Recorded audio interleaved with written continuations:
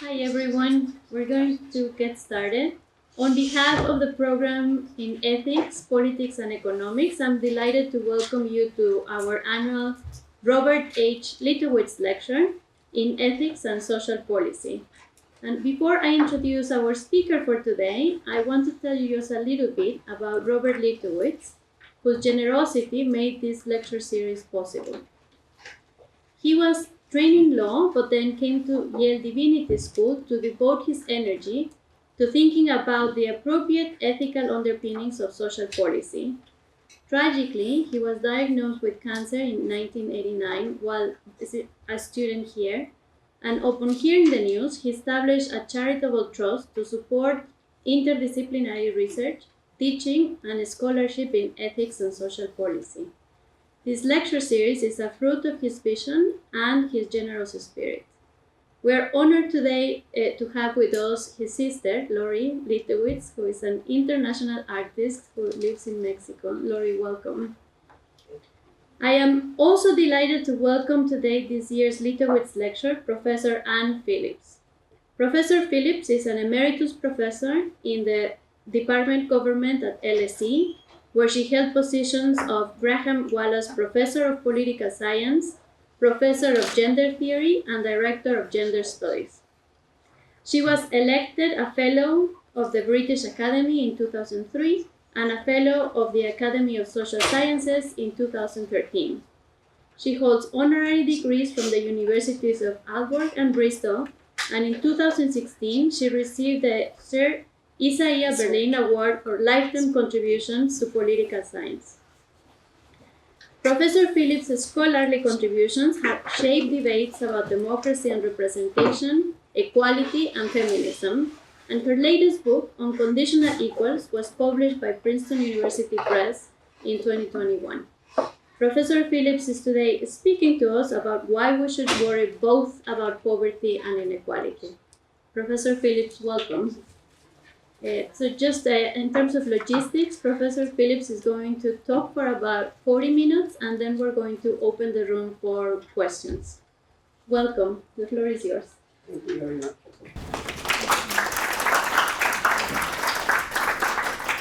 So I'm both delighted and honoured to be here giving this lecture this year. So my title, When There Is So Much Poverty in the World, Why Should We Also Worry About Inequality? And I was saying to Anna on the way over that I had planned to start with some PowerPoints sort of graphically capturing the nature of poverty and inequality in both my own country, the UK, and in the US. But actually, the more I looked at it, the more complicated it is to work out measurements of poverty, measurements of inequality, comparisons between different countries. I'm not a great data person, so in the end, I decided I would just stick with the words. Stick it in a sense with what we all basically know, which is that these two countries, the UK and the US, they're both rich countries. They're both countries which have, nonetheless, high levels of poverty and high levels of inequality, in which the incomes of the top 1% and even more dramatically the top 0.01% have risen to extraordinary levels in the recent decades.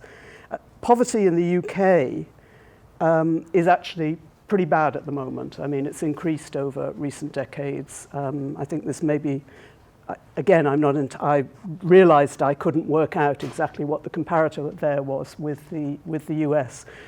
Government's own figures suggest that 30% of children in the UK are currently living at the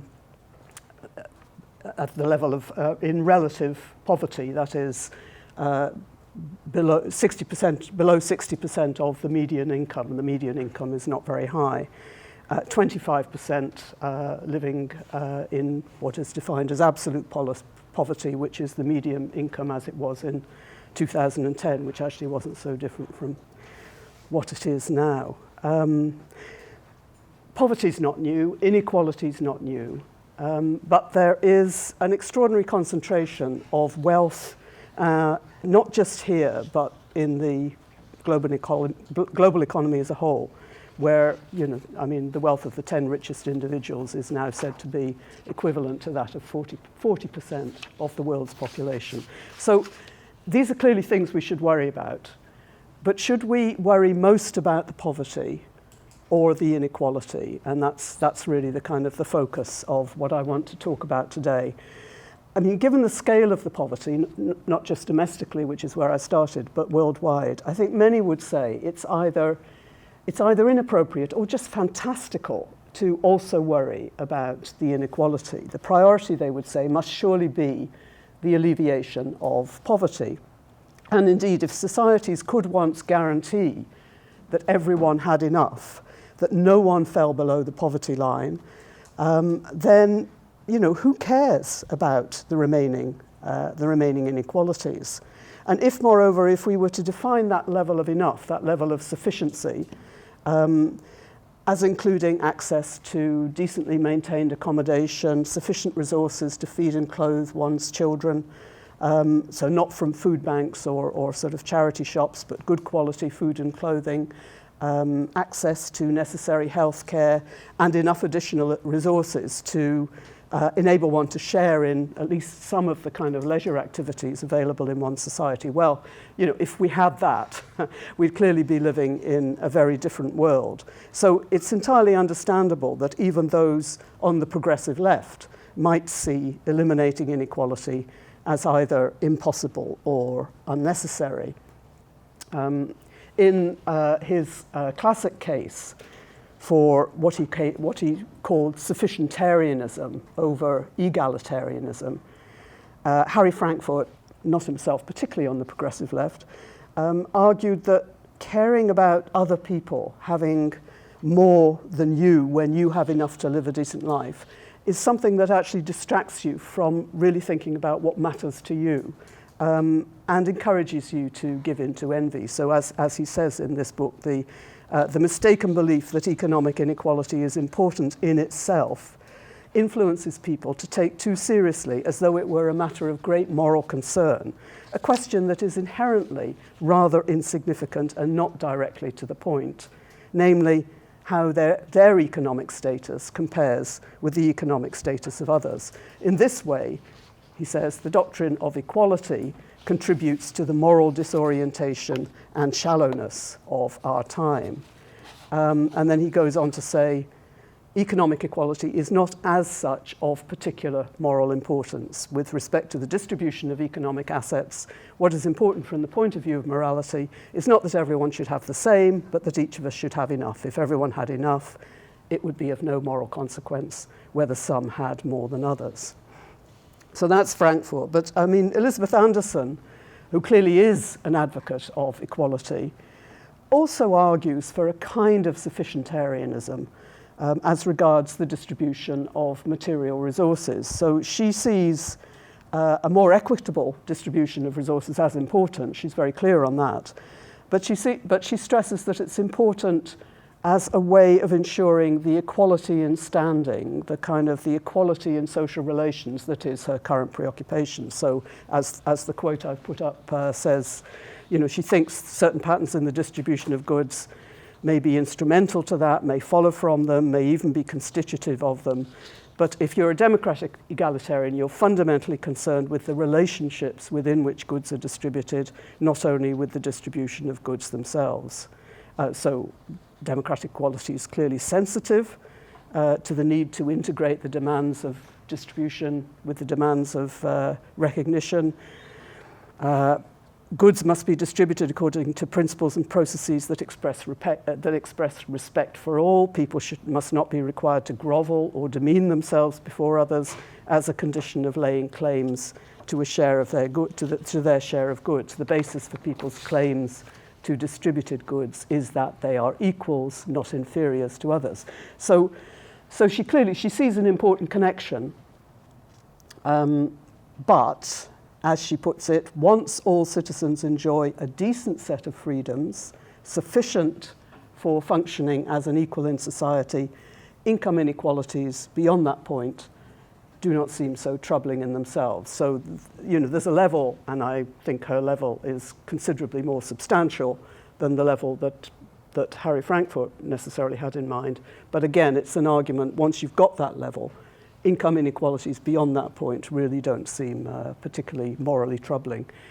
Her key proviso is that when those income inequalities start converting into status inequalities, then we should be troubled. But the stronger the barriers against commodifying social status, political influence, and the like, the more acceptable are significant income inequalities. Now, in both these versions, you can see there's a sense that obsessing about economic inequalities distracts us from what really matters. I mean, in Frankfurt's case, it distracts us from actually finding out what matters to us about our own lives, what kind of people we want to do and become, because we're always looking at, what our neighbours have got rather than what we want.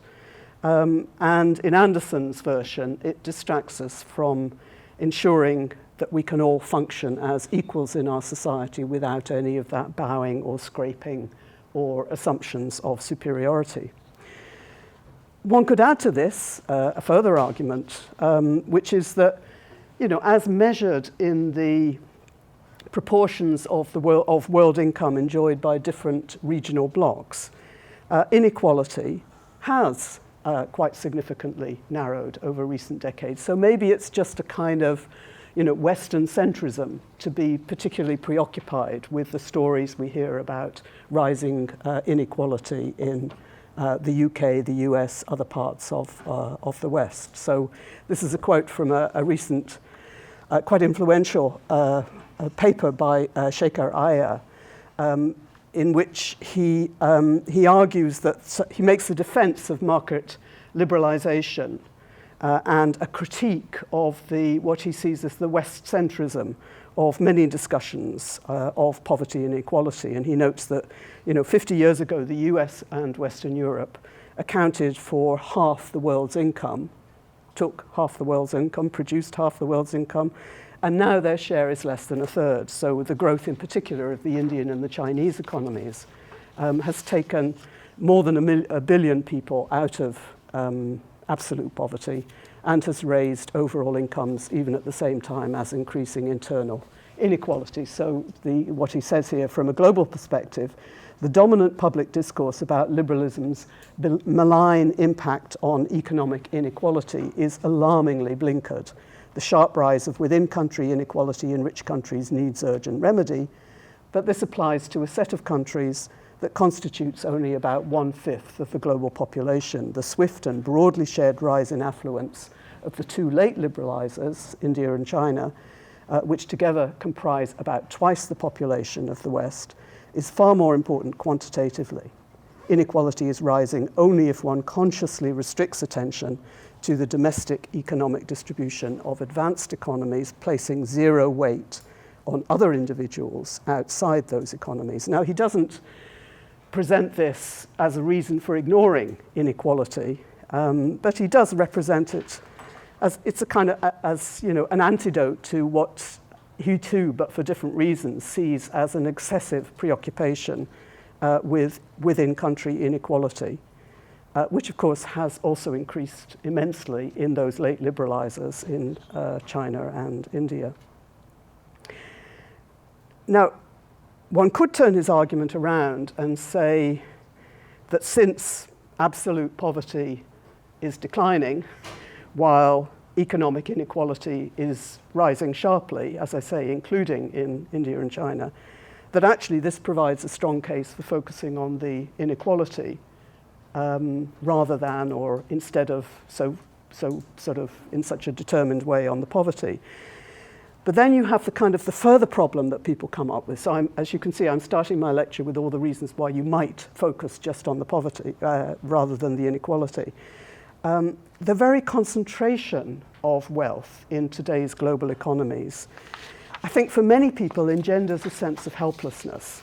When you look at the really extreme levels of inequality and the particularly marked increase in the wealth and incomes of the top 0.01%, the notion of kind of equalizing either incomes or wealth just just seems like a kind of, like a ludicrous pipe dream.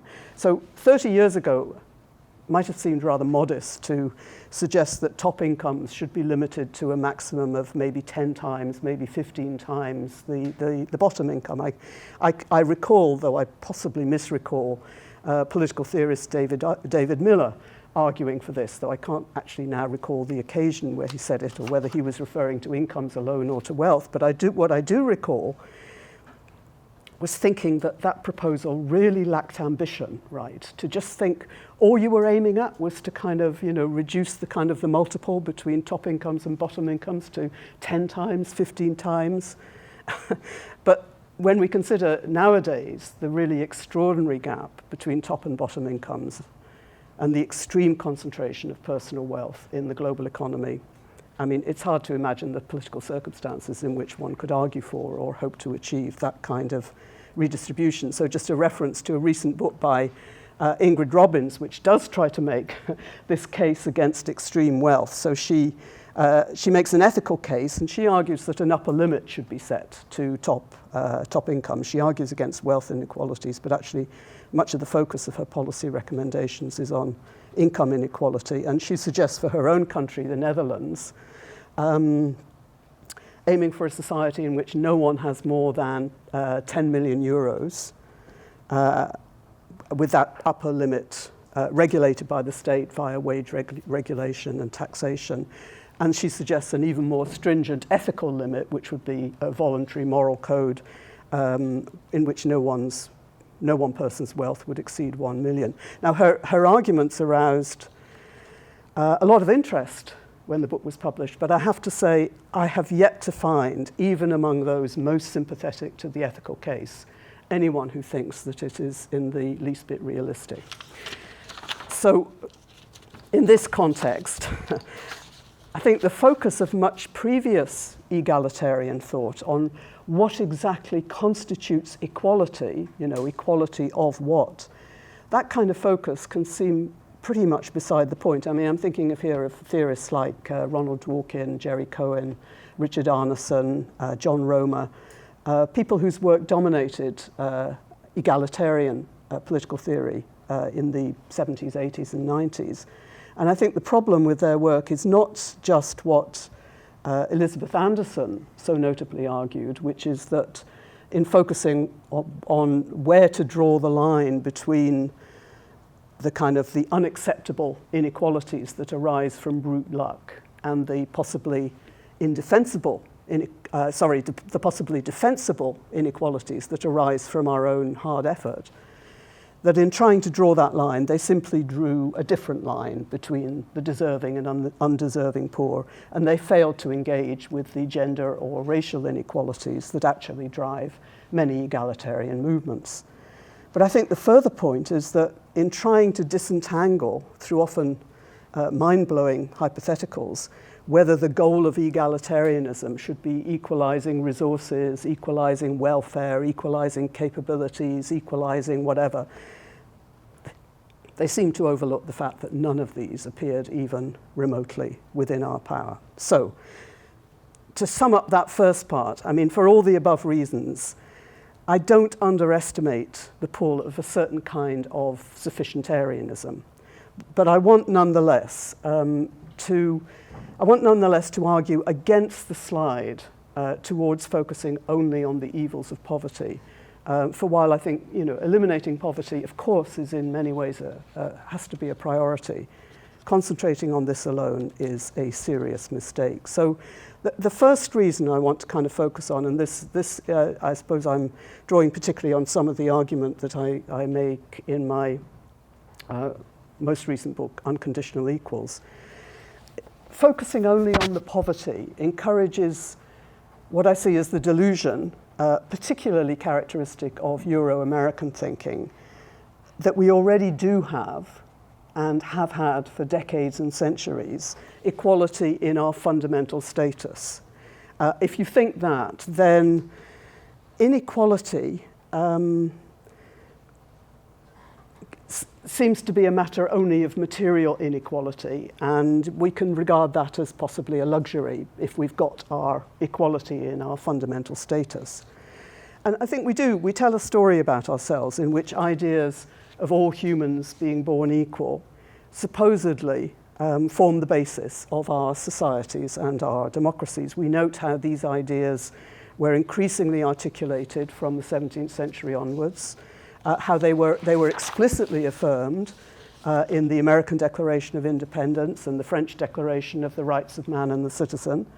And in the story, we often tell ourselves how they continue as the foundational principles of our society. So, you know, you could hear political theorists like Richard Arneson saying things like this: all persons share a fundamental equal moral status. All persons, simply by virtue of being persons, have equal basic dignity and worth. And then, this is in my italics, these claims about basic human equality are profound and widely shared. They appear to mark a divide in moral thinking between a pre-modern world in which nobles are regarded as having greater worth than peasants, and humans outside one's own tribe or clan have little or no moral standing, and a modern world that repudiates these crude prejudices. So the suggestion here, and I think it's quite widely articulated by politicians, by theorists, by ordinary people, that we're in a kind of period of our history, and I say it's particularly within the kind of framework of Euro-American thinking that you find this. The suggestion here is that we've reached this point where we have a pretty strong consensus about all persons being equal in their political, social, legal, civil status. Of course, we continue to disagree about whether they should also enjoy, or what kind of economic equality they should also enjoy. But in this framework, we do broadly share the basic idea of human equality. It's as if kind of we've already declared equality in the really important sense. So everything else it's kind of almost a kind of luxury to worry about the separate kind of questions of economic inequality. I was struck by some echoes of this in the speech that Joe Biden gave when he was, in July, when he was explaining why he wasn't running for a second term. And this was the kind of the paragraph that really struck me. He said, America is an idea stronger than any army, bigger than any ocean, more powerful than any dictator or tyrant. It's the most powerful idea in the history of the world. And that idea is that we hold these truths to be self-evident. We're all created equal, endowed by our Creator with certain inalienable, everyone American must be able to get their tongues around that word, but it's inalienable rights, life, liberty, pursuit, and happiness. We've never fully lived up to it, to this sacred idea, but we've never walked away from it, and I do not believe the American people will walk away from it now. Well, for sure, we've never fully lived up to it. You know, one can think, think slavery, segregation, the American expropriation of Native Americans, and then beyond the US, the European colonization and brutalization of millions of people in Africa and Asia. Not to mention the fact that it wasn't until the mid-20th century that grand statements about us all being created equal began to use the language of humans rather than the language of men. One of the arguments that I kind of made in Unconditional Equals is that we just need to take far more seriously the mismatch between the supposedly universal declarations about all men being born equal and the multiple actual exclusions. And that we need to take this mismatch as telling us something important about what people in the 18th century, the founding years of both the French and the American Republic, what they really meant when they talked of equality. And I don't think they were just slow to see the wider implications, or that they just failed to live up to their ideals. I mean, I think that may be a correct description of some people in that period, but I don't think that really captures what was going on. I think my own reading is that in employing the language of nature to justify their claims about equality, they simultaneously legitimated hierarchies and exclusions based on what they took at that point to be irreversible natural difference. So they built conditions of gender, of class, of race, into the offer of equality. And these conditions actually excluded the overwhelming majority of humankind. So it's not, it seems to me and to many other people thinking about this problem, it's not just a coincidence that the period in which so many were appealing to the language of natural equality to challenge all manner of social distinctions was also the period in which gender difference was becoming much more radically policed, in which racial taxonomies and classifications were multiplying, and when the European nations were dividing Asia and Africa between them as colonial possessions. Now, why does this matter? It seems to me that in the last decades, we've had mobilizations against patriarchy, racism, homophobia, have challenged a lot of the complacency around ideas of a supposedly basic equality, have kind of pulled us back from some of those kind of simplistic claims about we all now think that we're all basically equals, and have highlighted how widely distinctions of gender, race, sexuality, religion, culture have continue to serve as reasons for denying people basic respect. So these movements have challenged, not yet with full success, the role of nature or difference in denying the status of equal to large swathes of people. The mobilizations haven't, however, sufficiently addressed the ways in which material inequality also continues to serve as a reason for denying our status as equals. So if you think about it, what is someone like Elon Musk saying when he retweets a comment about a republic of high status males being the best for decision making? I mean, what's he what's he saying in that? I mean, clearly he's expressing contempt for women, but he's also expressing contempt for anyone outside his own social and economic elite. So I think even if we regard him, as we may well do, as some kind of crazy outlier, I think we need to recognize just how much material inequalities themselves sustain hierarchies of status, and how living in conditions of gross material inequality eats into and prevents the sense of respect for others whose lives are so different from one's own. A society cannot sustain the sense of everyone being of fundamentally equal worth when it is marked by major economic inequality, which is not, I think, to say that some kind of arithmetic material equality is the necessary condition for us to be regarded as equals. I mean, I think given the world as it is, that would certainly be a message of despair, and that's not what I'm claiming. But I do claim that, that short of that, material inequality always threatens status equality. These two, our standing as equals and our economic position, cannot be separated out, either historically as first and second stages, or somehow philosophically in the ways that many seem to imagine. So that's the kind of the first point I want to make. So the second point is that focusing only on or primarily on poverty can encourage a vision of the world as patrons and victims rather than as equals. So this relates much more specifically to the way that the poor or the vulnerable come to be regarded. So the poverty focus tends to subsume people within their poverty, such that they disappear as agents of their own lives. It kind of represents them as in need of a helping hand from either the state or from those much more securely protected by their wealth, but troubled by their desperation. But as observers of humanitarian aid have frequently observed, while the philosophy of humanitarianism is premised on the equivalence of all human life, I mean, that's what the philosophy of humanitarianism is about, all human life is of equal significance, the practices depend on and reproduce a non-equivalence in power.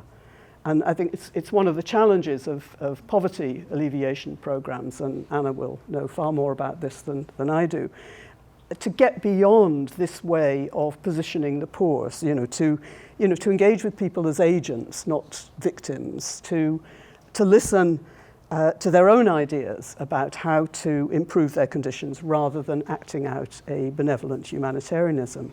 And if people are regarded, as they typically regard themselves, as agents rather than victims, then it becomes impossible to avoid questions of inequality and injustice. If you're living in poverty while others enjoy a secure existence in conditions that seem to you completely out of your reach, you mostly think there is something unfair about the world. You object to the inequality, not just the poverty. And this is not, I think, to return to Harry Frankfurt, just because you're fruitlessly comparing your situation to that of others. You know, instead of getting on with finding out what matters to you or what you want to do or be, I think you're identifying an unfairness that is preventing you from getting on with what you want to be. The third problem with failing to address inequality alongside poverty is that it leaves unchallenged what I see as the kind of the conservative mantra that people only get what they deserve. Now, according to this view, if you have less than I do, it's because I'm more talented, or I worked harder, or I planned for the future while you were out drinking and dancing. And I think this belief in one's own deservingness, well, we all know this, it ignores the powerful effect of circumstances on, the powerful effect of inequalities in our personal circumstances, differences in family wealth and privilege, differences in access to good health, housing and education, and the many much more intangible ways in which family support and connections can help or hinder your passage through life. The assumption of desert ignores the cumulative power of opportunity, the way one good choice or lucky break can open up multiple avenues, while one bad choice can, can sort of basically close them down. It ignores active discrimination. It also ignores the often perverse effects of market valuations that can mean that those doing the most crucial life-saving work, like care workers, for example, are often the poorest in terms of their rewards. And I recently came across a wonderfully revealing chart about, relevant to this, about attitudes to desert in Branko Milanovic's book, Visions of Inequality. And he constructed this chart from various data, where basically people were asked, how important you think these various things are, various factors are for getting ahead in life, having well-educated parents, coming from a wealthy family, knowing the right people. And the really extraordinary thing is that for the average person, they said, 50% thought it was essential or very important to have well-educated parents, 31% essential or very important to come from a wealthy family, 46% essential or very important to know the right people. But the top 1%, the ones who actually had achieved all this, they kind of really think they've done it all themselves. That coming from a wealthy family, only 1% thought that was at all relevant. Having well-educated parents, maybe 24%. It's really a striking kind of contrast. And as Milanovic sums it up, the myths of classlessness encouraged by the system tend to be much more believed by the rich than by the rest of the population. The high achievers are much more likely to believe they got there by virtue of their own talents and effort. And so what I'm saying is that part of the problem of focusing on poverty rather than just inequality is that, in a sense, it lends itself to, it reinforces that kind of sense of desert. And I think it's worth noting that one could work to alleviate poverty. You could make this the main activity of your life without necessarily challenging those assumptions of personal worth or desert. You might actually think that people's abject conditions are indeed a result of their own fecklessness, that in one sense, they therefore deserve everything they've got, or rather everything they didn't get.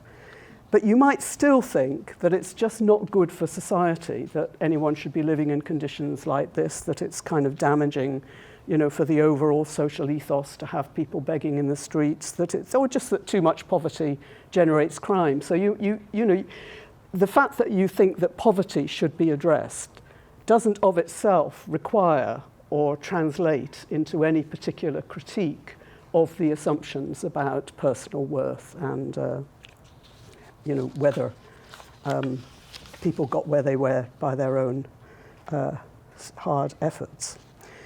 So the final, and for me perhaps the most telling reason for keeping inequality always in the picture, is that inequality is power. Now, I noted earlier that when Elizabeth Anderson argues for a kind of sufficientarianism as regards the distribution of material resources, she makes this important proviso that if income inequalities start converting into status inequalities, then we should be troubled by the inequalities. But her hope is that this conversion can be averted by barriers against the commodification of social status or the commodification of political influence, which is a hope that resonates, as she notes, with arguments made by Michael Walzer in his earlier Spheres of Justice. And Walzer's argument was very much that large income inequalities were not in themselves unjust, so long as they just remained quarantined within the sphere of the economy and they didn't kind of bleed over and start influencing the administration of justice or the distribution of political influence and power. Now, I've already said that in general, I don't find this hope, this attempt to treat material and status inequalities as confined to their own distinct spheres, that, to the contrary, it seems to me that our supposed status as equals has always been partial, conditional, fragile, and significantly undermined by inequalities in our material circumstances. But a lot of my argument so far has rested on claims about us as individuals, so on how impossible it is, or how impossible it is long proven to be, for the richer members of society consistently to regard those in poorer circumstances as really equal to themselves. So far, a lot of what I've said has been very much about that dynamic, about, depending on what your location is in the hierarchy, you may pay lip service to the idea of all humans being equal, but you don't actually think it or act on it. This is still an argument that focuses on us as individuals. But I think there's more to it than that, because inequality is a social relation, and it's about classes, social classes, property, and power. And the essence of material inequality, certainly in the kind of capitalist society we currently live in, is an inequality in power. It's not just that some people have more income, wealth, things than others, but that what they have gives them power over others. So the question is not then whether wealth can be prevented from converting itself into power or superior social status. It seems to me wealth is power. It is power over those who lack it. And I think one of the failings of egalitarian political philosophy over recent decades is that it has accepted far too readily an understanding of inequality as inequality between individuals, as if we can capture the nature and significance of economic inequality by measuring the gap between those in the top percentile and those in the bottom percentile. This is also, I would say, a failing of those economic studies of the share of the top 1% or top 0.01%, because again, they tend to obscure what the distribution of income and wealth actually means. In economic theory, Branko Milanovic traces this shift to the work of Pareto in the late 19th century, when, as he puts it, the focus of political economy moved from studies of class and society to analyses of individual income, consumption, and satisfaction. And he notes that in a way the shift was aided by the development of direct taxation in many parts of Europe, producing for the first time data on the spread of individual income. But it also, of course, had a powerful ideological effect in kind of erasing the power relations that lie behind that particular distribution of income and wealth. So if we think of economic inequality only in those individualized terms as a gap between what individuals in one percentile or decile have and what those in another percentile or decile have, you just think of it in terms of the different things in the different sort of portions of the population, then you can see why, that in a way very much lends itself to people thinking that the priority lies either in addressing the poverty of those at one end or in setting limits to the wealth of those at the top end. And I think what drops out is class power, the capacity to command. So inequality is not just about some people earning more than others, or having more security of employment than others, or having more disposable resources than others. It clearly is all about all of those things. But it's also about some people, by virtue either of their own wealth or of the roles they play in servicing that wealth, being able to determine the shape of other people's lives. An unequal bargaining power is built into the contract between employer and employer, or landlord and tenant, because though, in one sense, each of them needs the other, there are always more potential employees and more potential tenants who can take your place. So there are measures governments can take to shift the balance of power. They can strengthen employment protection. They can secure the right of trade unions to organize. They can legislate against no-fault evictions, one of the issues that's going on in British policy debates at the moment. But these measures don't of themselves eliminate what remains a power relationship.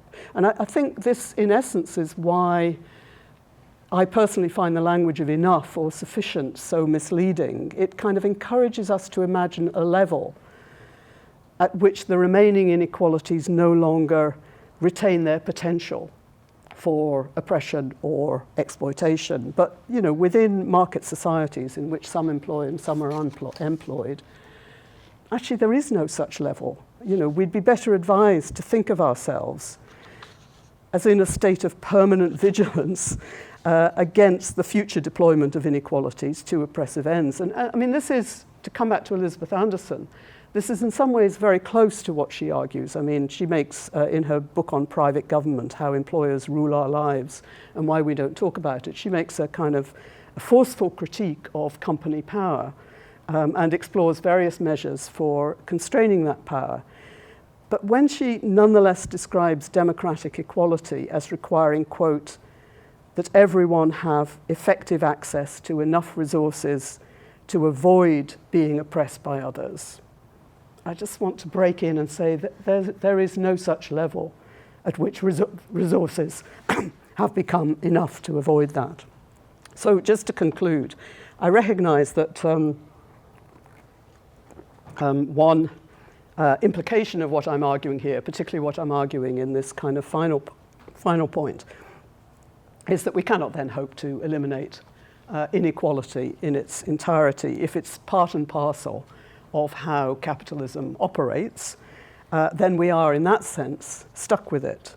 We can challenge, we can shift the balance of power, we can build in protections, but we cannot actually eliminate. So in some ways, my argument might seem to reinforce the case for at least focusing on poverty alleviation alone and leaving the challenges to inequality to one side as a fantastical pursuit. But I hope that I have nonetheless set out important reasons why giving up on the challenge of economic inequality is a dangerous move, even, perhaps especially, if you think that the thing that really matters is simply ensuring our political and social status as equals.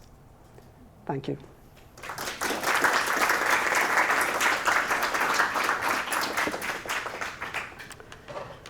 Thank you so much. We have plenty of time for questions from the audience, so feel free to raise your hand. Yes. Thank you, Professor, so much. That was really interesting and spoken. I just had a question, I think you started to touch on it towards the end. Please.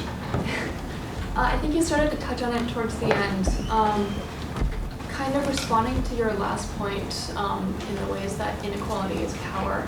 And you mentioned that this is in a capitalist system and in a class-based system, material inequality is power. I guess I'm wondering about maybe other systems of thought and say ancient China's treatment of merchants who sometimes did hold political power but weren't looked upon so fondly, or the historical treatment of Jews in Europe, i.e. the well-to-do Jews. And I'm wondering, do you think there's a possibility of moving away from this kind of thinking that we're encouraging today? Or is the argument mostly working within that system to try to respond to it? Yeah, so shall I just do one question and one? Sure. Yeah, that's the best way. So you're definitely right that there are different historical periods in which the kind of the particular, the ways in which economic power operates varies, right? And it doesn't always coincide with social status, for example. And it may well be that the power actually, for example, in certain periods may reside in the state and state officials rather than in itself in economic power. Though, of course, interestingly, in both China and Russia, which attempted to introduce a sort of system in which it was, the kind of the economic power was taken away from the individuals, the state officials themselves came to operate with extraordinary economic power as well as political power. But you're quite right to, if I were trying to do a kind of comparative history of the kind of the different ways in which economic inequality plays out, it plays out differently in different periods.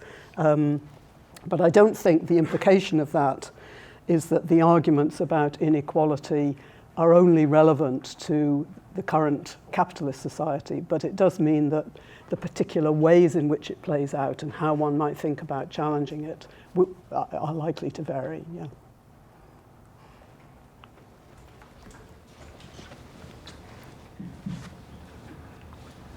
Hi, and thanks for a very stimulating and super interesting talk.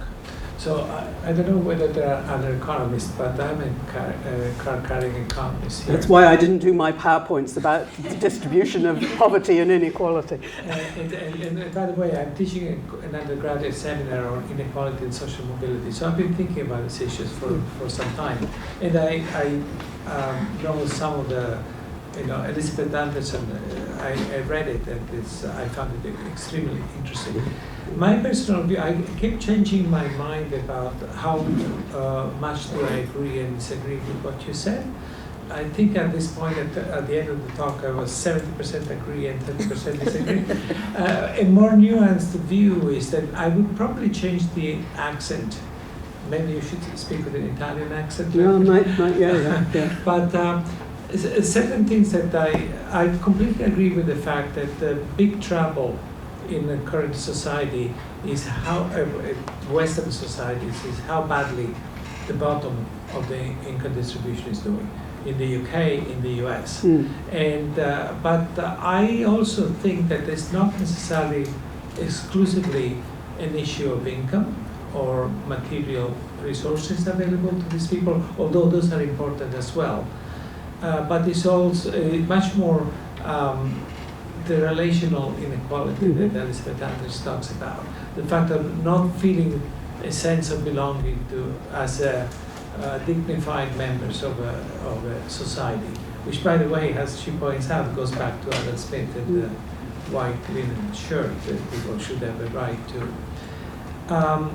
And in the sense that institutions like unions and the decline in unions might have contributed to that.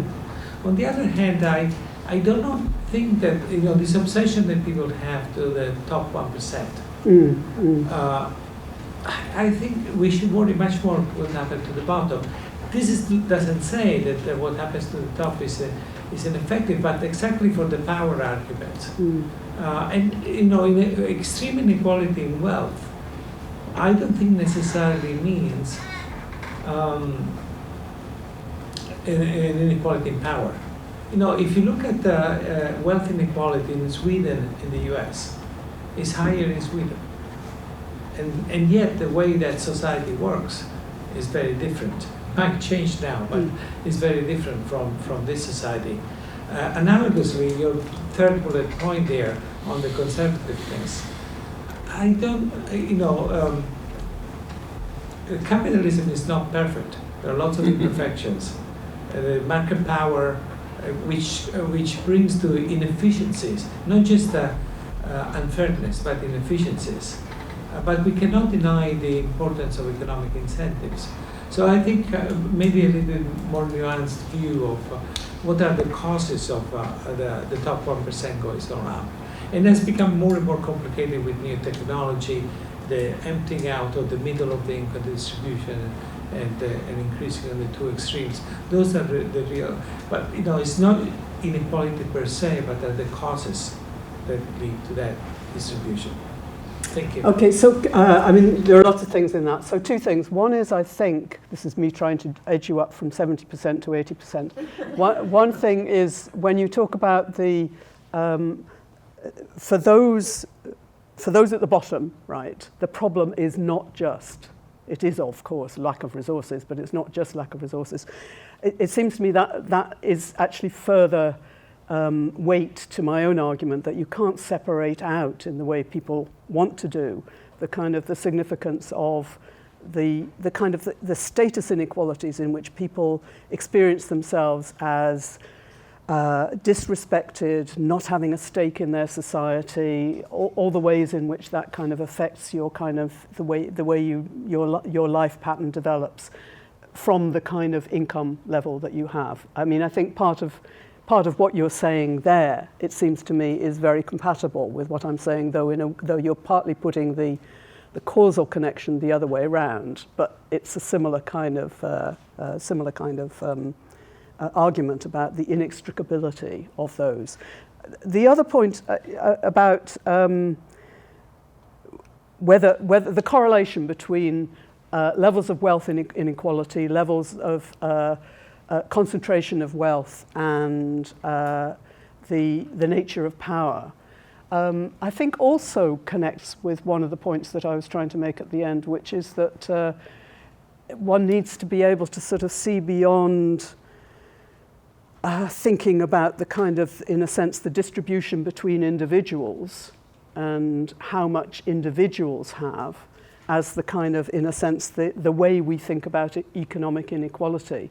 And one needs to think about the way in which the particular patterns of property and wealth and income actually transform into, are themselves power. So, I also think, I think the focus on the kind of the top 0.01% has been extraordinarily revealing to us all about how could that have happened over 2-3 decades, that this kind of extraordinary explosion at the top end of the income and wealth distribution.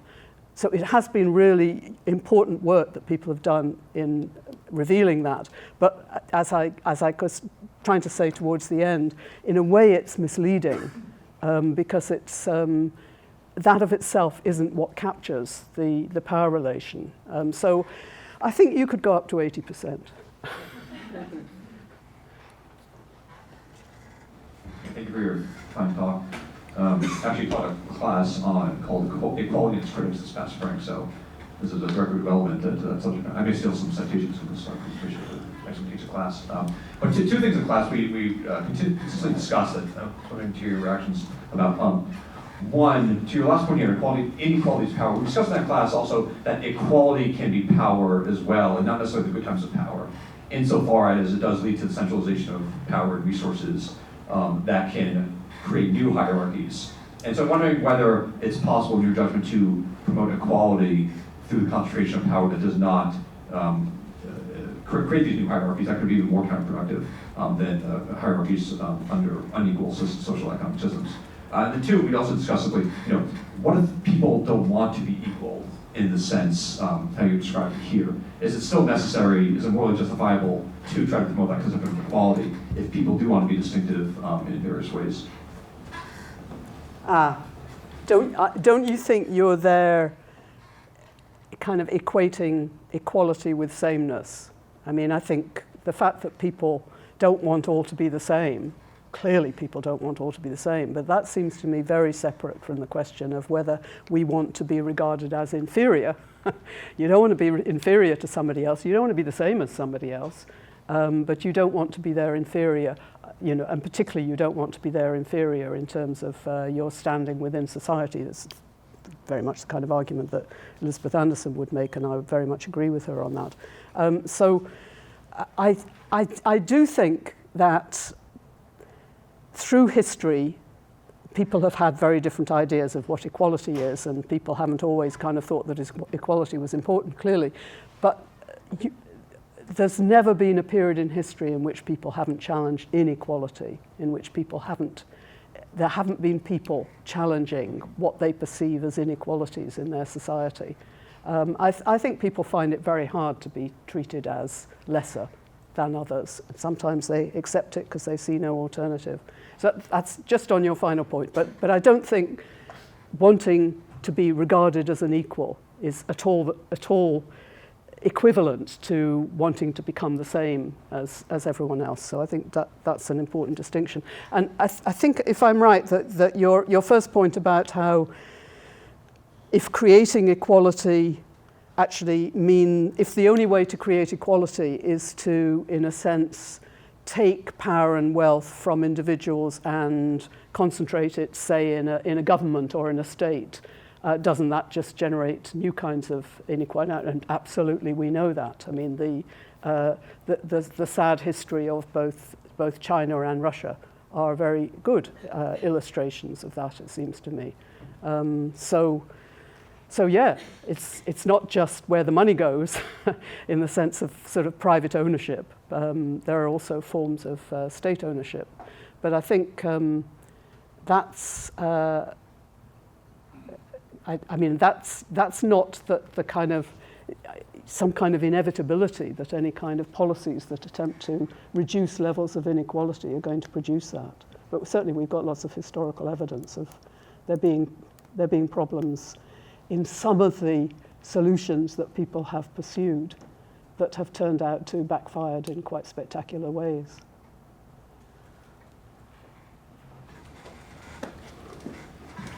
I'm just trying to think of ideas in law that you'd find helpful, and I think that one is the idea of human dignity. The Brits and the Americans are distinctive in that they don't have this idea in their law. However, if you look at the law of the European Union, the law of India, the law of Japan, so what is human dignity in a world of lots of differences and inequalities? That's what the courts and others, but also the courts, are constantly asking. Is it consistent with human dignity if you're convicted of a crime justly, right? You are nevertheless put in a little cell and not allowed to engage in any activities with others? No. Then is it consistent with human dignity to be stuck with to be impoverished and to be stuck with an infant while your mate has run away? No. Now these are completely different forms of inequality, one perfectly legitimate, the other one a consequence of making a fateful mistake in your life. I'm not assuming that there's been, I assume that you got into this relationship knowing whatever you know about it was worth taking a chance on your mate, and it didn't work out. Nonetheless, this isn't the same thing as going into the marketplace and engaging in some kind of commercial activity and it doesn't work out. So there's this vast literature reporting and articulating. Indeed, the Israelis right now are having this terrible time because they actually legally, thanks to especially Aaron Barak, are deeply committed to a particular conception of human dignity, and they are perfectly aware that they're acting incompatibly with it, regardless of whether it was right or wrong to respond in a particular way to an attack.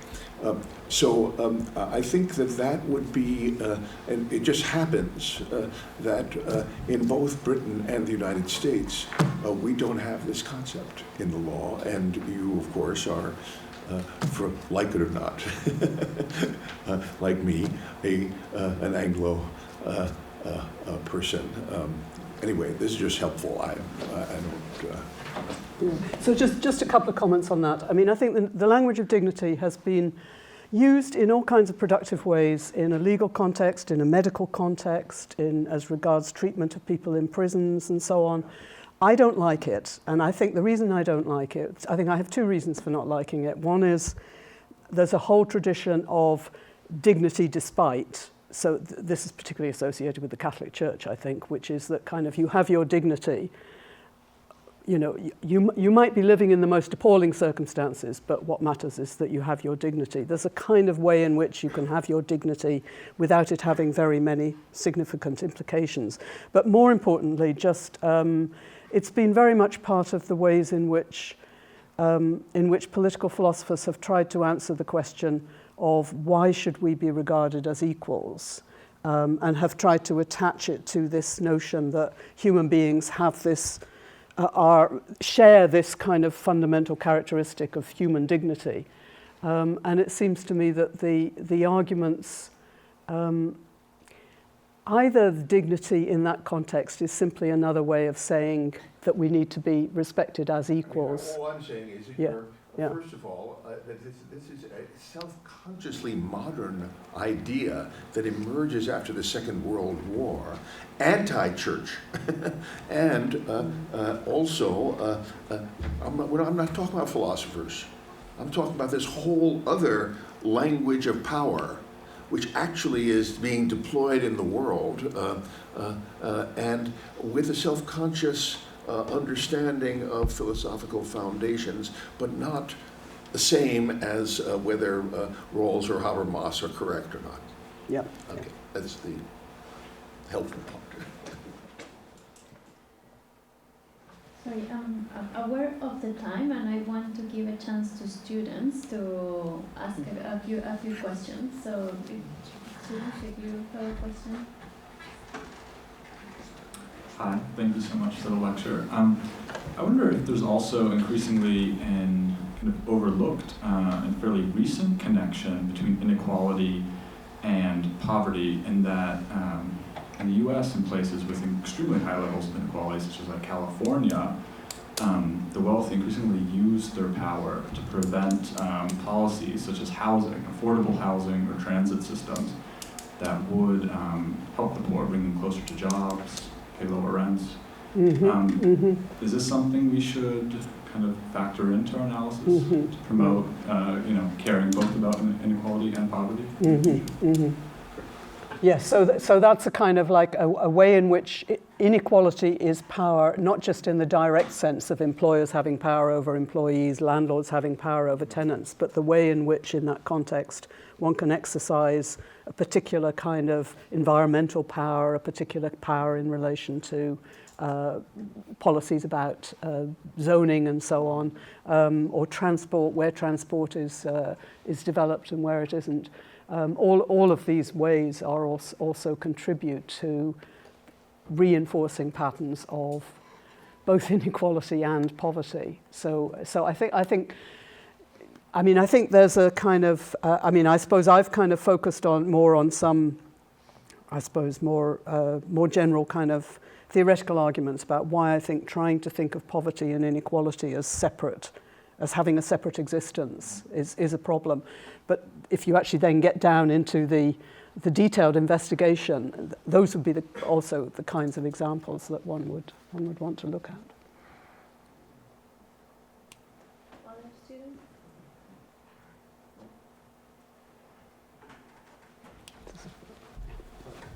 Great, thanks. One of the I think generative interventions of Elizabeth Anderson's recent work, I think, is bringing discussions of inequality into the workplace, as it were. So I'm interested in kind of, and I agree with your criticisms of her. I just wondered whether you think how you take some of her arguments around like a kind of renewed work ethic, and whether they reinforce this kind of conservatizing view that people only get what they deserve. And at the same time, I suppose maybe going the same direction as this kind of discussion of inequality in the workplace. I think of kind of Iris Marion Young and some of the discussions around the same time as Frankfurt and and Anderson in ethics, in Young's Justice and the Politics of Difference, which makes a criticism of, I suppose, redistributive views of justice and saying, well, they don't go far enough in tying inequality to not just property and income, but into the dynamics of the workplace and how these things work. So I'm wondering how your account deals with that, or if it's concerned with inequality in terms of work and labour relations as well. Can you remind me what Elizabeth Anderson says about work ethic? Because there was a moment in which the work ethic went wrong and went a conservative direction and went to kind of pro-business. This is what she argues in Hijack, but it's also in the private government. And then it could have gone another way. So in Locke and in the Diggers and so on, it could have become something that was progressive and led to a flourishing of small businesses and so on. So that instead of global corporations, it could have been like the kind of the small person. Well, I don't share her confidence about that particular historical evolution. But I think the focus that she has brought, and as you say, also Iris Young before her, to actually thinking about the social relations within employment and work. I mean, they help redirect us away from just thinking about bodies of things that we might have. I feel that I didn't ever sense this in Iris Young's work, but I do feel it in Elizabeth Anderson's, that to some extent it then becomes an alternative, that the kind of thinking about how to ensure that the strengthening of the social relations and one's status within work becomes a substitute for thinking about what might be redistributive questions. Whereas it seems to me it's very hard to tease them out in that kind of way. But I thoroughly agree with her kind of, with her kind of interest in trying to think about what are the kind of the sources of strengthening people's ability to stand up for themselves in employment, and actually make themselves agents of their own lives in work as well as outside of work. And then there was one at the back.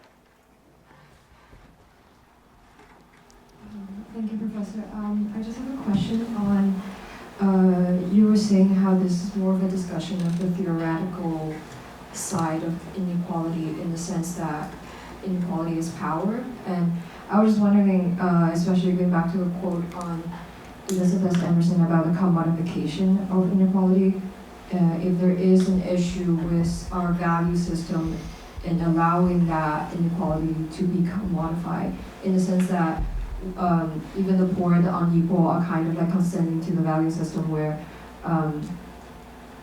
we kind of see inequality as a sort of just in the commodity sense. But I was wondering if there's a way to fix that by tweaking not material inequality, but the way that we view inequality. Yeah. And if there is still room for sufficientarianism in that sense to kind of like secure a basic set of rights of the unequal. Yeah. I don't know if this connects with the way that you're posing it, but what it makes me think of is some of the critiques of the development of the meritocratic society, which Michael Young, who kind of, in a sense, generated the phrase, wrote a kind of critique of the rise of meritocracy. And he was kind of talking about the ways in which increasingly a kind of a narrow sense of what mattered in making you a worthwhile member of the society became the measurement of your intelligence rather than your income, but your intelligence. And how in the process, the very multiple ways in which people have value, the very different ways in which we contribute, in which some are wonderful parents, some are wonderful cooks, some are kind of fantastic educators, some are poets. You know, we have very different qualities that we contribute. But if you live in a world where either money becomes the measure of your value in society, or something like qualifications, intelligence, IQ becomes the measure of your value in society, so that we become measured on a kind of a very narrow scale, that then you really do get a situation where it's as though all of the goodies are allocated on one side, and all of the baddies, you know, all of the good things in life are allocated on one side, and all of the bad things in life are allocated on the other. So that you're talking about to what extent the value system can contribute, or one can change through changes in the value system in some way that challenges some of these kinds of inequalities. And it seems to me that that's part of what's lying behind your question, is the way in which we've ended up in a situation where either, this goes back also to what Harry Frankfurt was saying, either we measure people's worth by how much money they have, or we measure people's worth by how many qualifications they have, in a way that reduces our understanding of the extraordinary range of abilities, contributions, skills that, you know, the multiply different people, not the same, in the world actually contribute to us. And so then it becomes not just that you don't have money, but that you don't have value in the world, that you don't get respect for the kind of person that you are. I have a feeling I'm not answering your question, but it led me off in a slightly different direction. Apologies.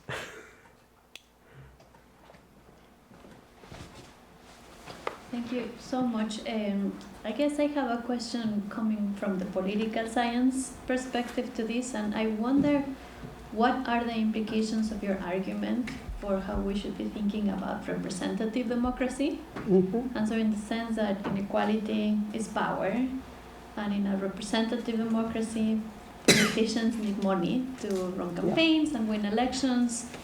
And even in countries that have tried to regulate the influence of money in politics, this is still a way in which people who have more wealth and money have more influence in that type of system. So I wonder what are your thoughts on that, and whether the project of representative democracy is incompatible with what you're saying? Yes, yeah. Well, I mean there are certainly, you know, as you say, there are kind of minimum things that one would hope to do in terms of trying to limit the importance of money in a necessary route for people having access to power. So, you know, having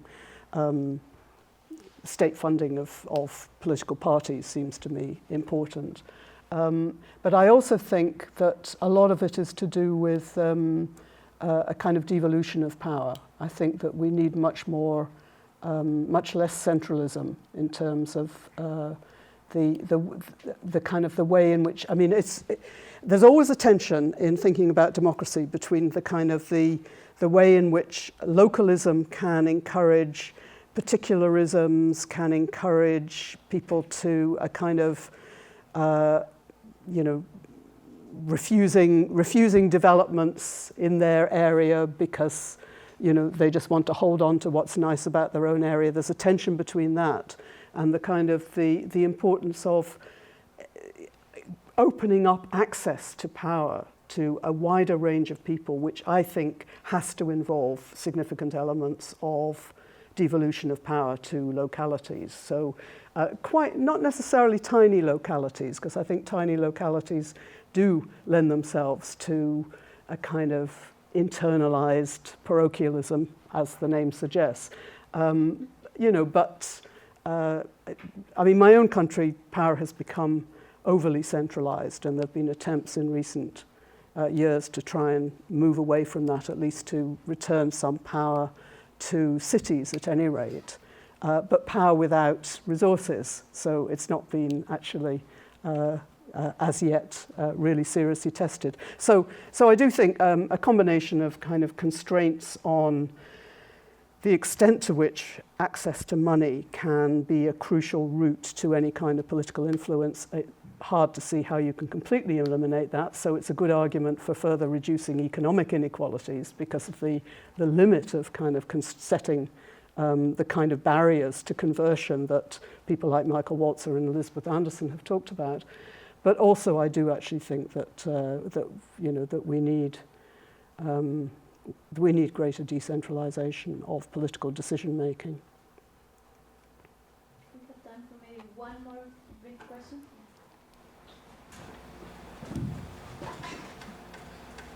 I wanted to ask on the topic of market structures that act outside of government control. Mm-hmm.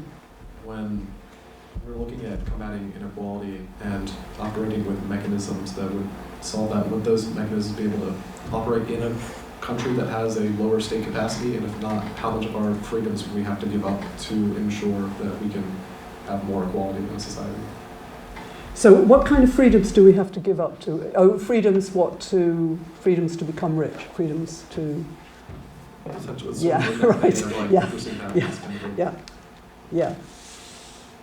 So do I think that any of the kind of the mechanisms that might operate to try and constrain levels of inequality depend on having effective state power? And if you don't have that, then I think there's lots of evidence that good initiatives backfire when you don't have the apparatus, either the apparatus or the actual commitment to really implement them. So I think that I mean this again is it's very much a political science type question about the ways in which systems of governance actually make a difference to what you can and can't do. So I think the general question behind what you're asking, yes, it does, but I wouldn't put it as kind of starkly as there are some countries where you can do this and other countries where you can't. But I think that generally what the capacity of state apparatuses to effectively implement and not become themselves drawn into corrupting influences which then just redistribute the power in different ways is a significant element in drawing up any kinds of policies to try and challenge the inequalities in that particular direction. I think there are different ways of challenging inequalities, and we've talked about the ones which are about strengthening people's resilience within communities, strengthening people's resilience within their workplaces, and you're talking about the further one, which is about employing the power of governments to try and tackle it. All these things kind of potentially can backfire because that's of the nature of politics and policy. But I suppose the more one's aware of these things, the more chance there is for it not to be the case. Thank you so much. Please join me in welcoming Professor